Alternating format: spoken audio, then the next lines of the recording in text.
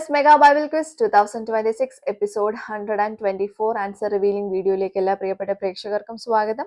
Bible portion പറയുന്നു സങ്കീർത്തനങ്ങൾ 15 മുതൽ 18 വരെ, റോമർ 7-ാം അധ്യായം. ഇതിൽ നിന്നായിരുന്നു ചോദ്യങ്ങൾ ചോദിച്ചിട്ടുണ്ടായിരുന്നത്. ആൻസേഴ്സ് റിവീൽ ചെയ്യാണ്. നമുക്ക് ശരിയായിട്ടുള്ള ഉത്തരം എന്താണെന്ന് അറിയണമല്ലോ.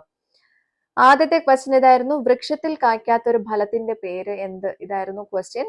ഉത്തരം ആലിപ്പഴം. സങ്കീർത്തനങ്ങൾ 18:13 ഉത്തരവുള്ളത്.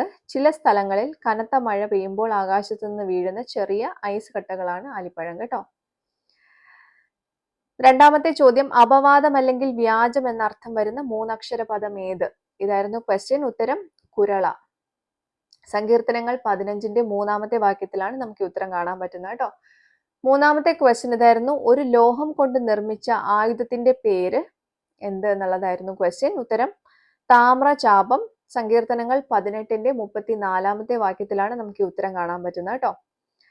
നാലാമത്തെ ക്വസ്റ്റ്യൻ ഇതായിരുന്നു, 119-ാം സങ്കീർത്തനത്തിൽ ദാവീദ് 2 പ്രാവശ്യം പറഞ്ഞ ഒരു കാര്യം പുതിയ നിയമ പാഠഭാഗത്ത് ഒരു വാക്യത്തിനകത്ത് പൗലോസ് ഉച്ചരിച്ചതായി കാണാം. എന്താണ് ആ വാചകം? ഇതായിരുന്നു ക്വസ്റ്റ്യൻ. ഉത്തരം ഞാൻ ദൈവത്തിന്റെ ന്യായപ്രമാണത്തിൽ രസിക്കുന്നു. റോമർ 7-ാം അധ്യായം 22-ാമത്തെ വാക്യം. അതുപോലെ സങ്കീർത്തനം 119-70-77 വാക്യങ്ങളിലാണ് നമുക്ക് ഉത്തരം കാണാൻ പറ്റുന്നത് കേട്ടോ. അഞ്ചാമത്തെ ക്വസ്റ്റ്യൻ ഇതായിരുന്നു, പൗലോസ് തന്നെ കുറിച്ച് സ്വയമായി വിശേഷിപ്പിച്ച 3 പേരുകൾ ഏവ? ഇതായിരുന്നു ചോദ്യം. ഉത്തരം ജഡമയൻ, പാപത്തിന് ദാസനായി വിൽക്കപ്പെട്ടവൻ, അരിഷ്ട മനുഷ്യൻ. ഓക്കെ. റോമർ 7-ാം അധ്യായം 14-24 വാക്യങ്ങളിലാണ് നമുക്ക് ഈ ഉത്തരം കാണാൻ പറ്റുന്നത് കേട്ടോ. അപ്പൊ എല്ലാവർക്കും ശരിയായിട്ടുള്ള ഉത്തരം കിട്ടിയിട്ടുണ്ടാവുമെന്ന് കരുതുന്നു. ശരിയായിട്ടുള്ള റെഫറൻസും നിങ്ങൾ കറക്റ്റായിട്ട് വെച്ചിട്ടുണ്ടാവുമെന്ന് കരുതുന്നു. ശരി ഉത്തരം അയച്ചിട്ടുള്ള എല്ലാവർക്കും കൺഗ്രാറ്റുലേഷൻസ്. അടുത്ത പോർഷൻ പറയാം.